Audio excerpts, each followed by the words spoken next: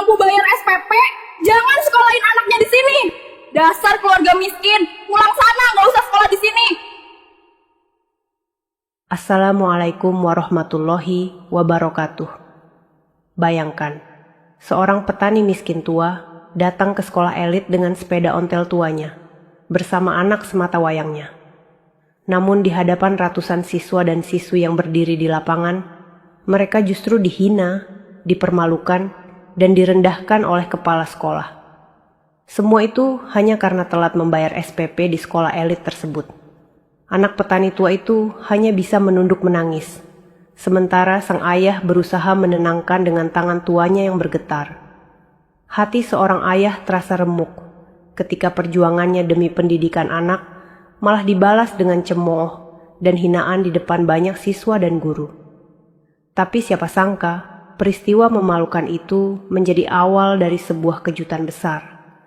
1 minggu kemudian, kepala sekolah yang sombong itu diberhentikan menjadi guru. Ternyata, sahabat semuanya. Sebelum kita mulai cerita ini, mari tuliskan di komentar, dari mana saja sahabat menonton cerita ini. Kami doakan semoga dimudahkan segala urusannya, dilapangkan rezekinya, disehatkan badannya, dan dikabulkan segala hajat dunia akhirat oleh Allah Subhanahu wa Ta'ala. Amin ya Rabbal Alamin. Sekarang mari kita mulai ceritanya. Di sebuah desa kecil yang jauh dari hiruk-pikuk kota, hiduplah seorang kakek tua bernama Rohim. Usianya sudah 78 tahun. Tubuhnya kurus, kulitnya penuh keriput, namun sorot matanya masih menyimpan semangat hidup. Sehari-hari ia bekerja di sawah, menanam padi, singkong, dan kadang menjual hasil kebun yang tak seberapa. Kehidupan kakek Rohim sangat sederhana. Rumahnya berdinding bambu, atapnya dari genteng tua yang sudah banyak bocor.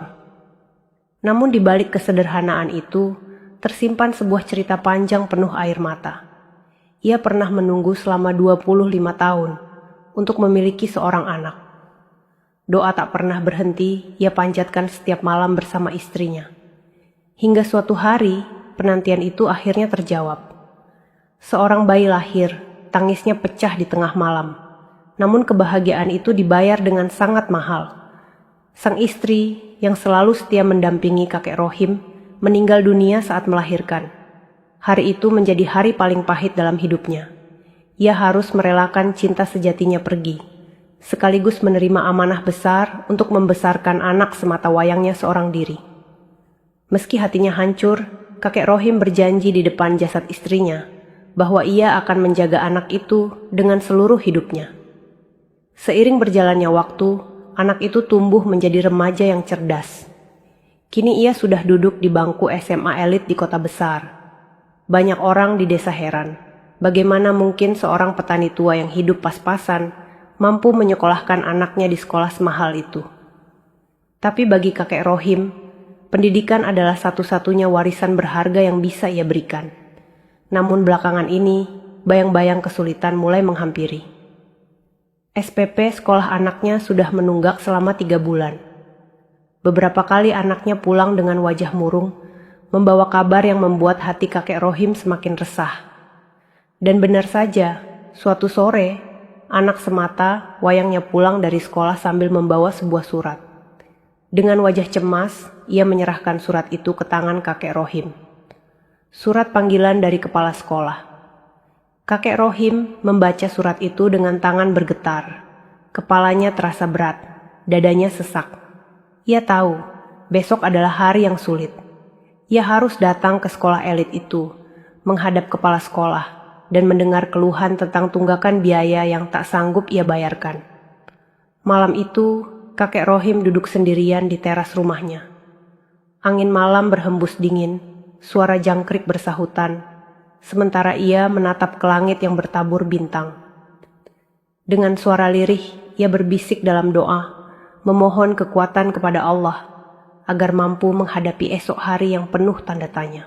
Pagi itu, udara desa masih lembab, embun belum sepenuhnya hilang dari dedaunan. Kakek Rohim terbangun lebih cepat dari biasanya. Matanya sembab karena semalaman tak bisa tidur. Surat panggilan dari sekolah anaknya terus menghantui pikirannya. Di meja kayu sederhana, surat itu masih tergeletak. Tulisan resmi di atas kertas putih membuat dada kakek Rohim semakin sesak. Ia tahu, besok bukan sekadar urusan biaya, tapi juga menyangkut harga diri. Baginya, anaknya harus tetap sekolah, apapun yang terjadi. Anak semata wayangnya, yang baru pulang dari masjid setelah sholat subuh, duduk di samping ayahnya. Ia menatap wajah kakek Rohim yang tampak lelah. Dengan suara pelan, ia berkata, "Pak, kalau nanti kepala sekolah marah, aku mohon jangan disalahkan. Semua ini salahku. Aku telat kasih tahu soal tunggakan itu." Kakek Rohim menoleh, lalu mengusap kepala anaknya dengan penuh kasih sayang. "Nak, jangan salahkan dirimu. Kau masih muda, tugasmu hanya belajar. Biarkan semua urusan ini ayah yang tanggung. Ingat, kau satu-satunya alasan ayah masih kuat bekerja sampai sekarang." Anak itu menunduk, menahan air mata. Ia tahu betapa berat perjuangan sang ayah. Seorang petani tua yang seharusnya menikmati masa senja, justru masih harus memikul beban demi masa depannya. Hari itu, kakek Rohim masih pergi ke sawah seperti biasa. Ia mencoba mengalihkan pikirannya dengan bekerja, meski tangannya bergetar setiap kali mencangkul. Bayangan pertemuan dengan kepala sekolah besok terus menghantui. Sesekali ia memandang ke arah anaknya yang sedang belajar di beranda rumah. Dalam hatinya ia berjanji, apapun yang terjadi, anak itu harus tetap melanjutkan sekolah. Menjelang sore, kakek Rohim kembali duduk di teras rumahnya. Sepeda ontel tua yang sudah menemaninya puluhan tahun ia bersihkan. Ban depan sudah aus, rantainya berkarat. Namun hanya itu satu-satunya kendaraan yang ia miliki untuk ke kota besok. Anaknya mendekat dan bertanya, "Pak, apa kita kuat jalan sejauh itu dengan sepeda?" Kakek Rohim tersenyum, meski senyum itu penuh kepahitan. "Selama Allah memberi kita kaki untuk mengayuh, kita akan sampai, Nak." Malam kembali datang. Kakek Rohim terlelap dengan kepala bersandar di dinding bambu. Namun di dalam hatinya, ia tahu esok bukan hari biasa. Besok adalah awal dari sebuah ujian besar. Ujian yang akan menentukan masa depan anak semata wayangnya. Fajar baru saja menyingsing ketika kakek Rohim sudah bersiap. Udara pagi masih menusuk dingin. Kabut tipis menyelimuti jalan desa. Dengan mengenakan baju lusuh berwarna coklat yang sudah pudar, sarung menutupi kakinya, serta peci hitam yang warnanya mulai memudar, ia mengeluarkan sepeda ontel tuanya. Anak semata, wayangnya sudah menunggu dengan seragam putih abu-abu. Seragam itu tampak bersih, meski kancing bajunya sudah longgar, dan tas sekolahnya penuh tambalan. Ia berdiri di samping sang ayah, memegang erat surat panggilan yang diberikan kepala sekolah kemarin. "Naiklah, Nak. Kita harus berangkat lebih awal," ucap kakek Rohim sambil menepuk sadel belakang sepeda. Anak itu pun duduk, sementara sang kakek mulai mengayuh pelan. Rantai berkarat berbunyi nyaring. Ban berdecit menabrak kerikil, namun roda tua itu tetap berputar. Jalanan desa yang berbatu segera berganti dengan hutan yang rimbun. Pohon-pohon tinggi menjulang, suara burung dan serangga bersahutan. Jalan setapak itu sunyi, jarang dilalui orang, membuat suasana terasa mencekam. Tapi kakek Rohim terus mengayuh dengan sabar. "Pak, kalau kepala sekolah marah, apa yang akan ayah katakan?" tanya anak itu pelan. Kakek Rohim menarik napas panjang, matanya tetap lurus ke depan. "Ayah akan katakan yang sebenarnya. Kita memang miskin, tapi kita tidak pernah berhenti berjuang. Tidak ada salahnya miskin, yang salah adalah menyerah." Anak itu terdiam. Kata-kata sang ayah terasa menancap kuat di hatinya. Namun, di tengah perjalanan melewati jalan hutan yang sepi, sesuatu membuat kakek Rohim menghentikan kayuhannya. Dari kejauhan terdengar suara dentuman keras, seperti benturan logam yang menghantam tanah. Segera ia berhenti, mencoba mendengar lebih jelas. Asap tipis terlihat mengepul di antara pepohonan. Jantungnya berdegup lebih cepat. Ia tahu ada sesuatu yang terjadi di sana. "Pak, itu suara apa?" Tanya anaknya dengan wajah panik. Kakek Rohim menurunkan anaknya dari sadel, lalu berkata, "Pelan, tetap di sini nak, jangan jauh-jauh." Dengan langkah hati-hati, ia mendorong sepedanya menuju sumber suara. Dan di sanalah ia melihat sesuatu yang membuat napasnya tercekat. Sebuah mobil mewah terguling di sisi jalan hutan. Kaca depannya pecah, asap mengepul dari kap mesin, dan di dalamnya tampak seorang pria paruh baya terjebak dengan tubuh bersimbah darah. Kakek Rohim terpaku sesaat. Dunia seolah berhenti berputar. Hatinya berdebar antara takut dan iba. Kakek Rohim berdiri kaku di tepi jalan tanah itu, menatap mobil mewah yang terguling dengan kaca pecah dan asap yang terus mengepul. Napasnya tercekat, tangannya gemetar. Sementara dari dalam, suara rintian lirih terdengar, tanda bahwa seseorang masih hidup di dalam sana. Anaknya yang tadi menunggu di belakang, kini ikut mendekat dengan wajah pucat. "Pak, ada orang di dalam," suaranya bergetar. Kakek Rohim segera tersadar. Ia menepuk pundak anaknya. "Nak, jangan mendekat terlalu dekat. Tetap di sini, jaga jarak." Ia mendekat ke mobil dan benar saja, di balik kaca yang retak, seorang pria paruh baya terjebak di kursi kemudi. Wajahnya penuh luka, darah menetes dari pelipisnya. Kedua tangannya terhimpit dashboard yang ringsek. Matanya terbuka setengah, menatap lemah, seolah meminta pertolongan. "Pak, tolong."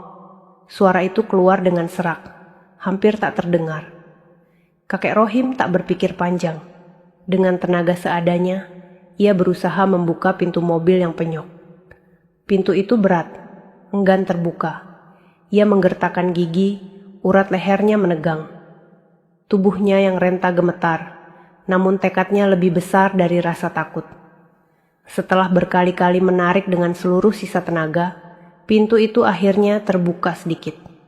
Dengan celah sempit, ia mencoba menarik tubuh pria itu keluar.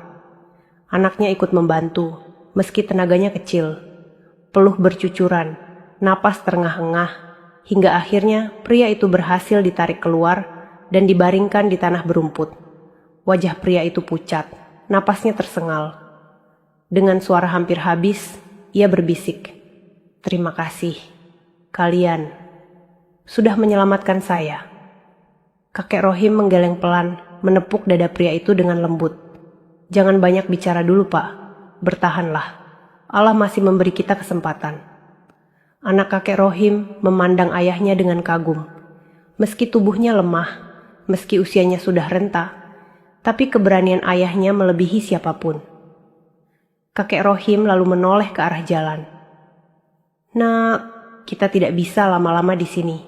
Kau harus cari pertolongan, tapi jalan ini sepi. Kita hanya bisa berharap ada yang lewat."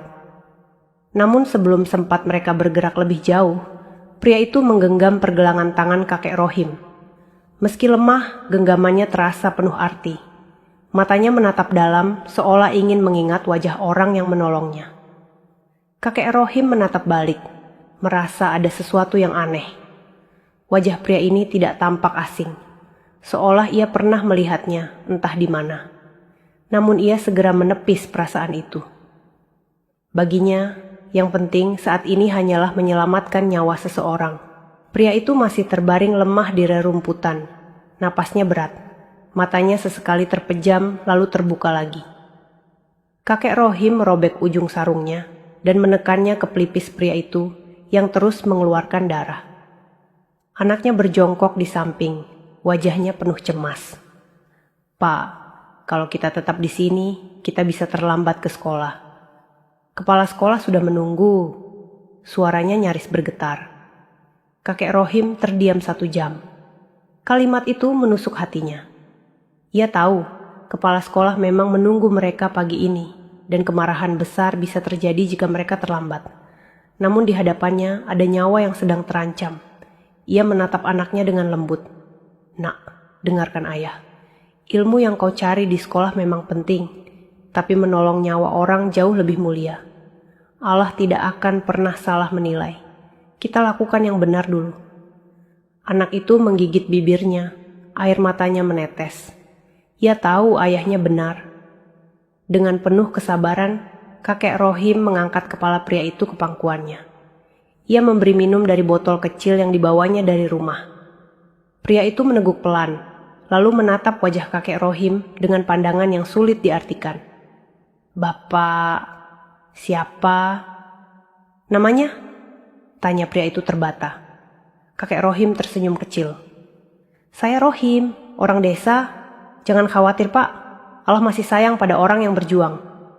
Pria itu mengangguk lemah, lalu menutup mata sejenak, seolah menyimpan nama itu dalam hatinya.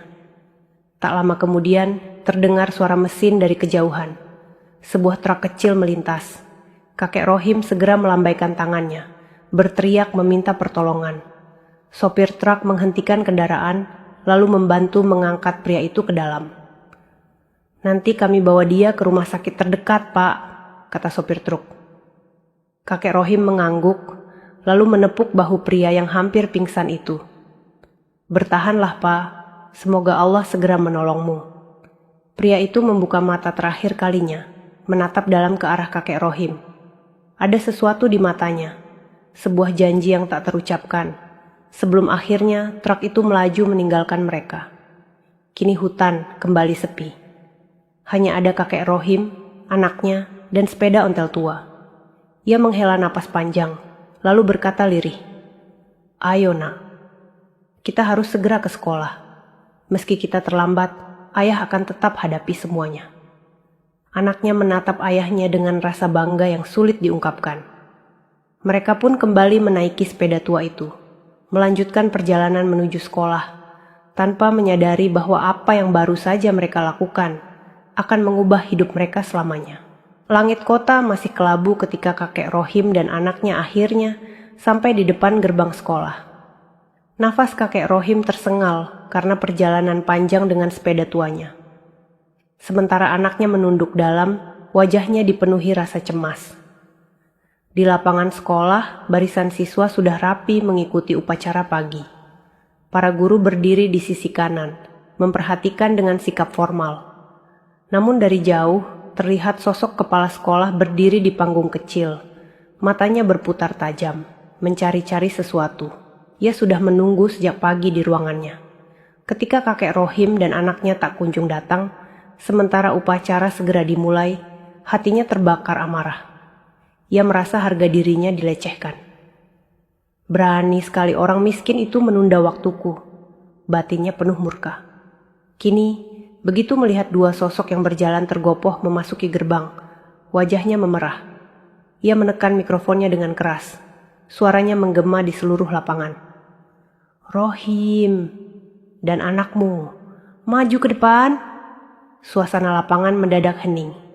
Semua mata tertuju pada kakek Rohim dan anaknya. Siswa-siswa mulai berbisik. Beberapa menutup mulut sambil menahan tawa. Sementara sebagian lain menatap iba. Anak itu menggenggam tangan ayahnya erat. Tangannya gemetar, langkahnya berat. Namun kakek Rohim tetap berjalan tegar meski tubuhnya goyah. Setiap langkah seakan menjadi cambuk, menuntun mereka ke panggung kehinaan. Kepala sekolah menatap mereka dari atas, dengan senyum sinis yang menusuk. 3 bulan kau tidak bayar SPP. Sudah kuberi surat panggilan, kau datang pun terlambat. Apa kau pikir sekolah ini bisa menunggu orang miskin sepertimu? Suara keras itu menggema. Beberapa siswa menunduk, ada yang tersenyum miring, bahkan sebagian guru pura-pura menahan tawa kecil. Anak kakek Rohim tak kuat lagi. Air matanya jatuh membasahi pipinya. Kakek Rohim hanya diam, kepalanya sedikit menunduk. Namun di balik diam itu, ada luka yang menganga. Ia sudah siap menerima cacian, asalkan anaknya tetap bisa bersekolah. Kepala sekolah melangkah maju, menudingkan jarinya ke arah mereka berdua. Hari ini, biar semua tahu, kalau orang miskin seharusnya tahu diri. Jangan paksakan sekolah di tempat orang kaya. Sorak kecil terdengar dari barisan siswa, meski sebagian terdiam karena hati mereka ikut teriris. Di lapangan itu, kakek Rohim dipermalukan di hadapan ratusan pasang mata. Namun ia tetap menunduk, menahan tangis, sementara tangannya mengusap kepala anaknya dengan lembut, seakan ingin berkata, "Sabarlah, Nak." Mereka tidak tahu, di balik hutan tadi ada sebuah janji tak terucap yang sedang bergerak diam-diam menuju sekolah itu. Hening menyelimuti lapangan sekolah. Kata-kata kepala sekolah yang kasar itu masih menggema, menusuk telinga setiap orang yang hadir. Anak kakek Rohim menunduk dalam-dalam. Pundaknya bergetar menahan tangis. Ia merasa harga dirinya dirobek-robek di depan teman-temannya. Kakek Rohim tetap berdiri di samping anaknya. Wajahnya pucat, tubuhnya gemetar karena lelah perjalanan jauh, ditambah rasa malu yang menghantam bertubi-tubi. Namun matanya yang berkaca-kaca berusaha tegar, seolah ingin menunjukkan bahwa ia kuat demi anaknya. Kepala sekolah masih belum puas. Dengan nada tinggi ia melanjutkan, "Kalau tidak mampu, lebih baik anakmu pindah saja ke sekolah lain. Jangan bikin malu orang di sini." Bisikan-bisikan terdengar di barisan siswa. Ada yang menutup mulut, ada yang menoleh ke temannya sambil menyeringai. Tapi ada pula beberapa wajah yang menatap iba, terutama para siswa yang tahu betapa cerdas anak kakek Rohim selama ini. Salah satu guru muda yang berdiri di sisi kanan sempat hendak melangkah maju. Wajahnya menahan gelisah. Namun tatapan tajam kepala sekolah membuatnya mengurungkan niat. Semua orang seakan membisu, tak ada yang berani membela. Anak kakek Rohim akhirnya menangis terseduh, wajahnya memerah. "Pak, maafkan aku," katanya lirih sambil memeluk lengan ayahnya. Kakek Rohim menunduk, mengusap kepala anaknya dengan tangan kasar yang penuh bekas kerja di sawah. "Jangan menangis, Nak. Kau tidak salah. Biarkan semua ini ayah yang tanggung." Suaranya bergetar, namun penuh kasih. Kepala sekolah mendengus keras, lalu membalikkan badan.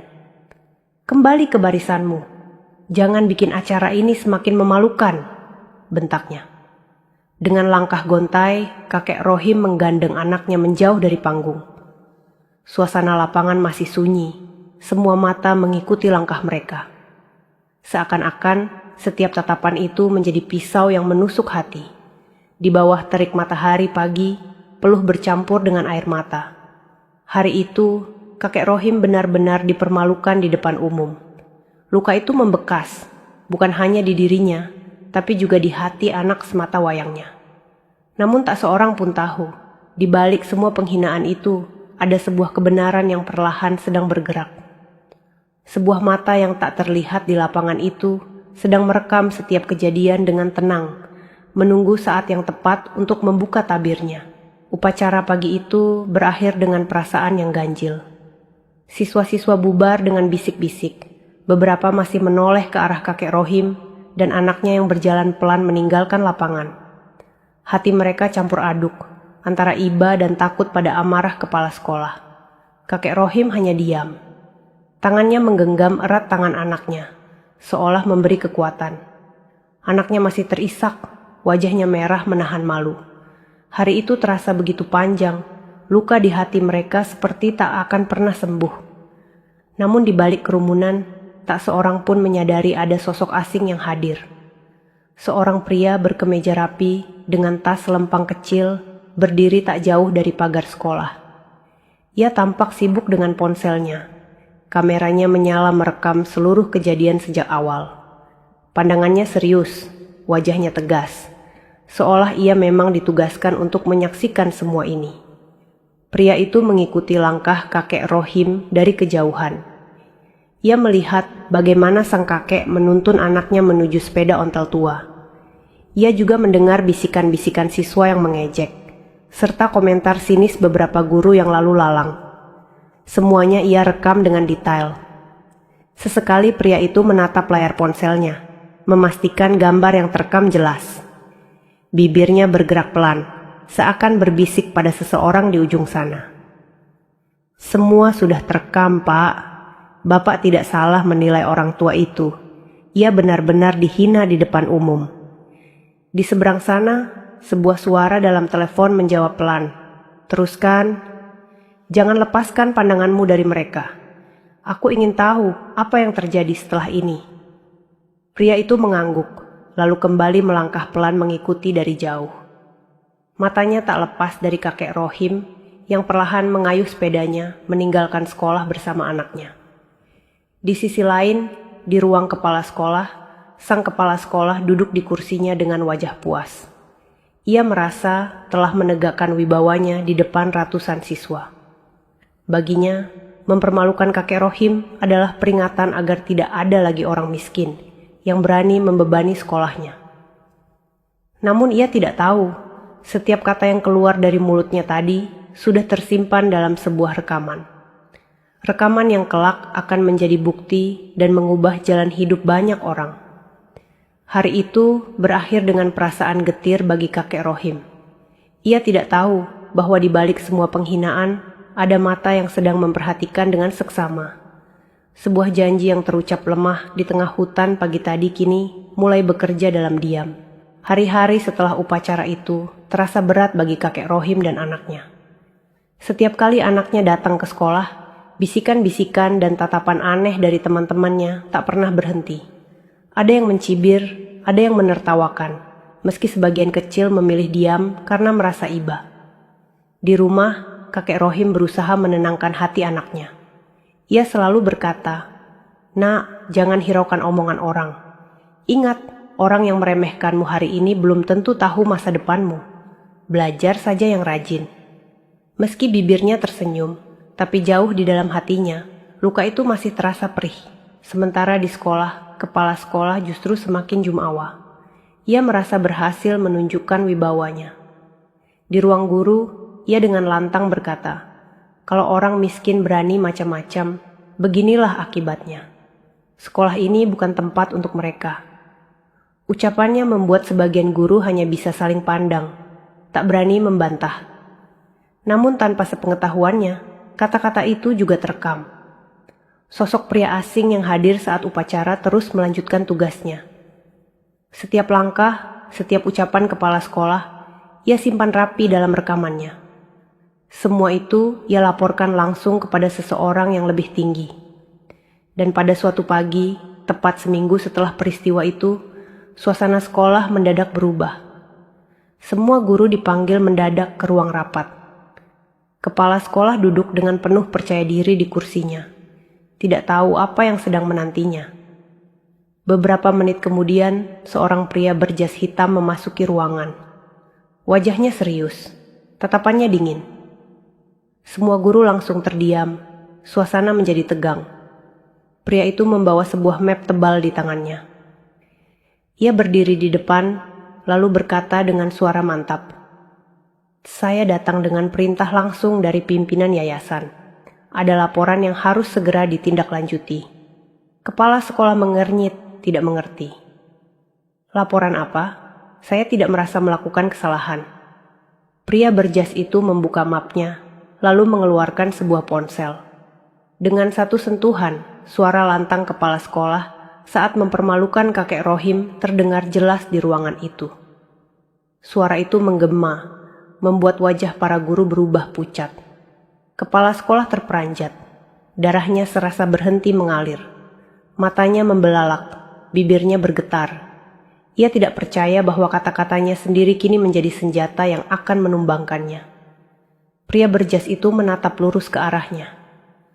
"Dengan bukti ini, pimpinan yayasan memutuskan, mulai hari ini Anda diberhentikan dari jabatan kepala sekolah." Ruangan mendadak hening. Hanya terdengar napas tertahan.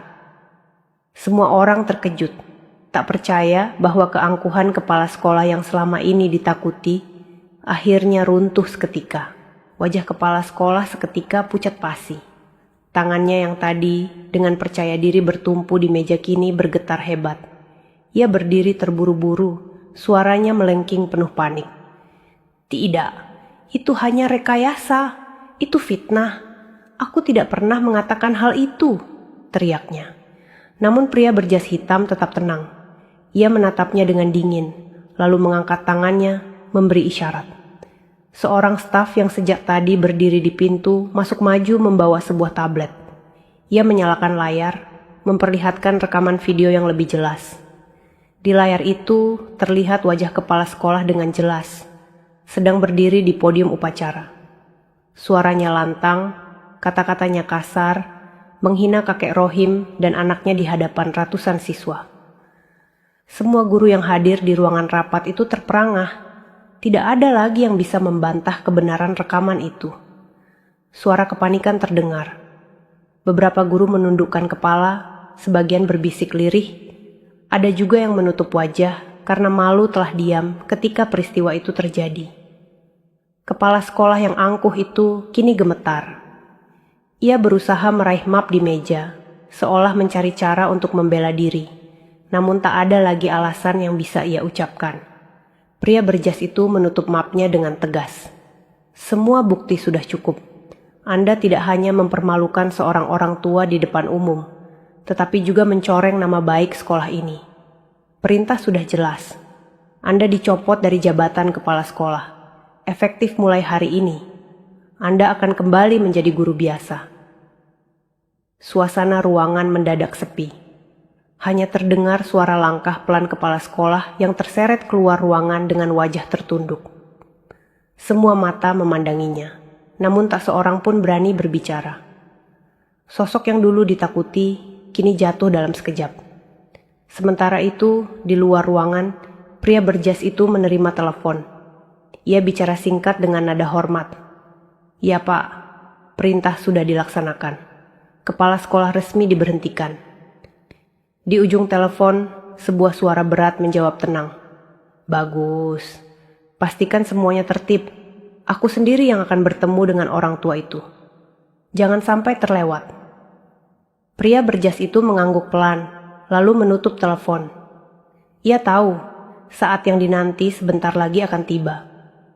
Saat di mana kebenaran akan tersingkap, dan orang yang selama ini dianggap kecil akan mendapat penghargaan besar. Hari itu, kakek Rohim sedang duduk di teras rumahnya yang sederhana. Ia baru saja pulang dari sawah. Keringat masih menetes di wajahnya, sementara anak semata wayangnya sedang menyalin pelajaran di beranda. Meski kejadian di sekolah seminggu lalu masih membekas, mereka berdua berusaha tetap tegar menjalani hari-hari. Tiba-tiba, suara langkah mendekat.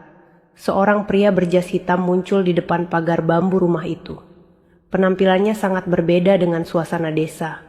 Sepatu hitamnya berkilau, wajahnya tegas, dan tas selempang kecil tergantung di bahunya. Anak kakek Rohim menoleh, kaget melihat tamu asing itu. "Pak, ada orang datang." Pria itu membuka salam dengan sopan. "Selamat siang, apakah ini rumah Pak Rohim?" Kakek Rohim yang duduk di kursi kayu berdiri perlahan. "Ya, saya Rohim. Ada apa nak?" tanyanya dengan suara serak. Pria itu menunduk hormat. "Pak Rohim, pimpinan kami ingin bertemu dengan Bapak. Ada hal penting yang harus disampaikan secara langsung. Kami mohon Bapak bisa ikut bersama saya." Kakek Rohim terkejut. Dahinya berkerut, hatinya penuh tanya. Ia tak pernah merasa punya urusan dengan orang penting. "Pimpinan? Siapa yang mau bertemu dengan saya, orang tua miskin ini?" gumamnya. Pria berjas itu hanya tersenyum samar. "Bapak akan segera tahu. Yang jelas, beliau sangat menghargai Bapak." Anak kakek Rohim menatap ayahnya dengan wajah penuh kebingungan. "Pak, jangan pergi. Siapa tahu ini orang jahat." Pria berjas itu segera menenangkan. "Tenang Dik, kami datang dengan itikat baik. Justru ini tentang peristiwa di sekolah kemarin." Kakek Rohim terdiam, hatinya berdebar. Ia teringat saat dirinya dipermalukan di lapangan, kata-kata kasar kepala sekolah, dan tangis anaknya yang pecah di pelukannya. Mengapa orang asing ini menyebut tentang kejadian itu? Dengan langkah pelan, kakek Rohim mengangguk. "Baiklah nak, kalau memang ini urusan penting, ayah akan ikut. Tapi biarkan anakku ikut mendampingi." Pria berjas itu tersenyum hangat. "Tentu, justru beliau ingin bertemu dengan Bapak dan anak Bapak bersama-sama." Anak itu menggenggam tangan ayahnya erat, masih diliputi rasa takut bercampur penasaran. Mereka tidak tahu, perjalanan yang akan mereka tempuh kali ini akan membuka tabir besar. Sebuah kebenaran yang selama ini tersembunyi, perlahan mulai mendekat. Langkah kaki kakek Rohim terasa berat ketika ia dan anaknya mengikuti pria berjas hitam itu keluar dari desa. Jalan tanah yang biasa ia lalui kini terasa asing, sebab kali ini ia tidak tahu kemana akan dibawa. Anak semata wayangnya menggenggam tangannya erat. Tatapannya penuh rasa takut bercampur penasaran. Tak lama kemudian, sebuah mobil hitam mengilap menunggu di tepi jalan desa. Bagi kakek Rohim, itu pemandangan yang jarang sekali ia lihat. Mobil itu besar, jendela kacanya gelap, sangat berbeda dengan sepeda ontel tuanya yang selalu setia menemaninya. Pria berjas itu membukakan pintu dengan sopan. "Silakan masuk Pak Rohim, anak Bapak juga." Kakek Rohim ragu sejenak. Ia menatap anaknya, lalu menarik napas panjang. Dengan langkah pelan ia masuk ke dalam mobil, disusul anaknya yang duduk di sampingnya. Aroma harum dan kursi empuk membuat mereka kikuk. Mereka berdua saling pandang, tak terbiasa dengan suasana mewah seperti itu. Mobil mulai melaju meninggalkan desa, melewati sawah, hutan, hingga masuk ke jalan raya kota besar. Sepanjang perjalanan, kakek Rohim hanya diam. Matanya menatap keluar jendela, pikirannya penuh pertanyaan. Siapa sebenarnya orang yang ingin bertemu dengannya? Dan mengapa ia merasa hal ini berkaitan dengan peristiwa pahit di sekolah minggu lalu? Sesekali pria berjas itu menoleh dari kursi depan. "Bapak tidak perlu khawatir. Semua ini untuk kebaikan Bapak dan anak Bapak." Kakek Rohim hanya mengangguk, sementara anaknya semakin erat memeluk tas sekolahnya. Jantung mereka berdua berdegup kencang, rasa cemas bercampur harapan. Akhirnya, mobil itu berhenti di depan sebuah gedung tinggi menjulang. Bangunannya megah, dindingnya terbuat dari kaca berkilau, dengan papan nama perusahaan yang besar terpampang di atas pintu masuk. Suasana begitu kontras dibanding kehidupan desa mereka. Pintu mobil dibuka, kakek Rohim turun dengan langkah gontai. Anak semata wayangnya memegang lengan ayahnya erat-erat. Matanya membelalak melihat gedung yang begitu mewah. Pria berjas itu tersenyum, lalu berkata dengan nada penuh hormat, "Pak Rohim, silakan ikut saya." Beliau sudah menunggu di lantai paling atas. Kakek Rohim menelan ludah. Tubuhnya yang renta sedikit gemetar. Ia tak tahu siapa yang menunggu di sana, tapi hatinya merasakan sesuatu yang besar akan terjadi. Mereka berjalan masuk ke dalam gedung, menuju lift yang tinggi, perlahan naik ke atas. Angka demi angka menyala di panel lift, membuat suasana semakin menegangkan. Hingga akhirnya pintu lift terbuka, dan di hadapan mereka terbentang ruangan luas yang megah. Di ujung ruangan itu, duduk seorang pria yang wajahnya tampak tidak asing bagi kakek Rohim. Ruangan itu begitu luas, lantainya berlapis marmer mengilap. Dindingnya dihiasi lukisan besar, dan jendela kacanya menampakkan pemandangan kota dari ketinggian. Anak kakek Rohim tertegun. Belum pernah sekalipun ia melihat tempat semegah ini. Di ujung ruangan, di balik meja kayu besar yang elegan, duduk seorang pria paruh baya. Wajahnya pucat, namun kini terlihat jauh lebih segar dibanding saat kakek Rohim menemukannya di hutan. Matanya menatap tajam namun lembut, seolah menimbang setiap gerak langkah tamunya. Kakek Rohim berdiri kaku, hatinya berdegup kencang. Ia berusaha mengingat-ingat, dan tiba-tiba wajah itu muncul jelas di benaknya. "Bukankah ini pria yang terguling dalam mobil di hutan itu?" bisiknya dalam hati. Pria berjas hitam yang mendampingi segera maju, memperkenalkan dengan penuh hormat. "Pak, inilah orang yang Bapak minta. Beliau adalah Pak Rohim, petani dari desa, yang waktu itu menolong Bapak." Pria paruh baya itu bangkit dari kursinya. Dengan langkah mantap ia menghampiri kakek Rohim. Wajahnya menegang sejenak, sebelum akhirnya ia tersenyum tipis. Ia mengulurkan tangannya dengan hormat. "Pak Rohim, saya berhutang nyawa pada Bapak. Kalau bukan karena Bapak menarik saya keluar dari mobil hari itu, mungkin saya tidak akan berdiri di sini sekarang." Kakek Rohim terdiam. Tangannya gemetar saat menyambut uluran itu. "Ah, Nak, saya hanya melakukan apa yang seharusnya manusia lakukan pada manusia lain. Menolong orang yang kesusahan. Saya tidak menyangka Bapak masih ingat wajah saya. Pria itu menatapnya dalam. Bagaimana mungkin saya lupa wajah yang menolong saya saat saya terjebak antara hidup dan mati? Saya tidak hanya mengingat, tapi juga berjanji dalam hati untuk mencari Bapak sampai ketemu. Anak kakek Rohim menatap ayahnya dengan kagum. Rasa malu dan sakit hati karena dipermalukan di sekolah tiba-tiba seakan berubah menjadi kebanggaan.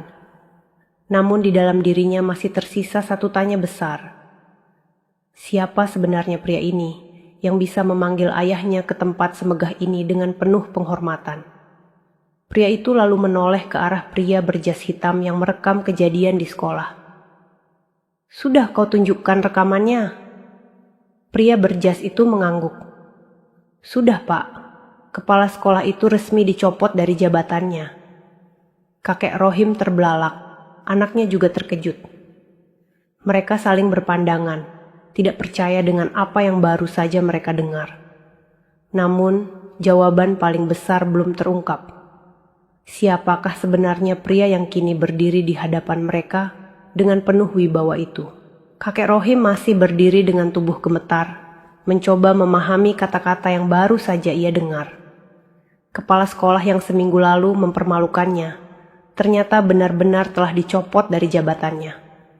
Hatinya campur aduk antara kaget, bingung, dan masih tidak percaya. Pria paruh baya itu menatapnya dengan penuh rasa hormat. Lalu, ia berjalan kembali ke meja kerjanya, membuka sebuah laci, dan mengeluarkan sebuah map hitam. Map itu diletakkannya di atas meja, lalu ia kembali menatap kakek Rohim. Pak Rohim, sejak hari itu di hutan, saya menugaskan orang saya untuk mengikuti Bapak sampai ke sekolah. Semua kejadian yang Bapak alami, terutama saat dipermalukan di depan siswa dan guru, terekam jelas. Saya menyaksikan semuanya. Suaranya tenang, namun penuh ketegasan. Kakek Rohim menunduk, matanya mulai basah. Ingatan itu kembali menyayat hatinya, saat anaknya menangis di pelukannya, saat dirinya dipandang hina di depan semua orang. Anaknya menggenggam tangan ayahnya erat, menatap pria itu dengan rasa penasaran yang tak terbendung. Pak, siapa sebenarnya Bapak ini? Kenapa semua orang begitu hormat? Pria itu tersenyum tipis, lalu perlahan melepas jas hitamnya dan menggantung di kursi. Ia melangkah ke arah jendela besar, menatap keluar kota dengan pandangan jauh, sebelum akhirnya berbalik dan berkata dengan suara mantap, "Aku adalah orang yang memimpin perusahaan ini. Semua sekolah yang berdiri di bawah naungan yayasan pendidikan ini ada di bawah tanggung jawabku. Singkatnya, aku adalah seorang CEO." Kakek Rohim terhenyak. Napasnya tercekat, tubuhnya seperti membeku. Anaknya membelalakkan mata, mulutnya terbuka tak percaya. Mereka tidak pernah membayangkan pria yang mereka selamatkan di hutan itu ternyata adalah sosok yang begitu berkuasa. CEO itu melangkah mendekat, menatap mereka dengan mata yang dalam. Saya tidak bisa membiarkan orang yang menyelamatkan nyawa saya dihina begitu kejam. Mulai hari ini, anak Bapak tidak perlu lagi memikirkan biaya sekolah. Semua akan saya tanggung. Bahkan, saya akan pastikan dia bisa melanjutkan sampai ke perguruan tinggi. Kakek Rohim menutup wajahnya dengan kedua tangan. Air matanya jatuh tanpa bisa dibendung. Anaknya pun ikut menangis, memeluk tubuh ayahnya dengan erat. Dalam ruangan megah itu, air mata seorang petani tua yang selama ini hanya dianggap remeh akhirnya menjadi saksi bahwa keikhlasan dan ketulusan tidak pernah sia-sia. Suasana di ruangan megah itu berubah menjadi begitu haru. Kakek Rohim dengan tubuh renta dan pakaian lusuhnya berdiri berhadapan dengan seorang CEO besar yang kini menatapnya dengan penuh hormat. Dua dunia yang berbeda, desa miskin dan gedung tingginan mewah, bertemu dalam satu titik karena takdir yang begitu indah. Anaknya masih memeluknya erat, tangisnya pecah, namun kali ini bukan karena hinaan, melainkan karena kelegaan dan kebanggaan. Ia tak pernah menyangka ayah yang selalu ia lihat lelah bekerja di sawah, kini dihormati oleh orang yang begitu berkuasa. CEO itu mendekat, lalu menggenggam tangan kakek Rohim dengan kedua tangannya. Pak Rohim, saya ingin Bapak tahu, dunia butuh orang-orang seperti Bapak. Orang yang ikhlas, yang menolong tanpa pamrih, meski dalam keadaan sulit sekalipun. Bagi saya, Bapak adalah pahlawan. Kakek Rohim tak kuasa menahan tangis. Air matanya jatuh deras, membasahi pipi tuanya yang penuh keriput. Dengan suara bergetar ia menjawab, "Saya hanya orang desa, Nak. Saya tidak pernah bermimpi dihormati seperti ini. Saya hanya ingin anak saya bisa sekolah, bisa hidup lebih baik dari ayahnya." CEO itu menundukkan kepala sejenak, lalu berkata, "Mulai hari ini, anggaplah beban itu sudah hilang. Semua biaya pendidikan anak Bapak akan saya tanggung, sampai kapanpun ia ingin belajar. Saya juga akan bantu memperbaiki rumah Bapak di desa. Itu janji saya." Anak kakek Rohim menatap ayahnya dengan mata berbinar. Untuk pertama kalinya ia merasa masa depannya benar-benar terbuka lebar. Hatinya dipenuhi rasa syukur yang tak terhingga. Dalam ruangan itu, air mata mereka bertiga jatuh bersama. Air mata seorang petani tua yang telah berkorban seumur hidupnya. Air mata seorang anak yang akhirnya melihat masa depannya cerah. Dan air mata seorang CEO yang menyadari betapa berharganya ketulusan seorang manusia sederhana. Hari itu, kakek Rohim tidak lagi berdiri sebagai orang miskin yang dihina. Ia berdiri sebagai seorang ayah yang menang, yang membuktikan bahwa kesabaran dan keikhlasan pada akhirnya akan berbuah manis. Dan di atas semua itu, ia tahu Allah tidak pernah menutup mata terhadap perjuangan hambanya. Cerita selesai. Sahabat semuanya, ceritanya telah selesai. Semoga cerita tadi bisa memberikan banyak pelajaran kepada kita semua. Sebelum kami akhiri video ini, jika kalian berkenan dan menyukai cerita seperti ini, jangan lupa klik suka, tinggalkan komentar, bagikan cerita ini kepada sahabat kalian, agar kalian bisa selalu menonton cerita-cerita terbaru dan inspiratif dari channel kami. Terima kasih. Wassalamualaikum warahmatullahi wabarakatuh.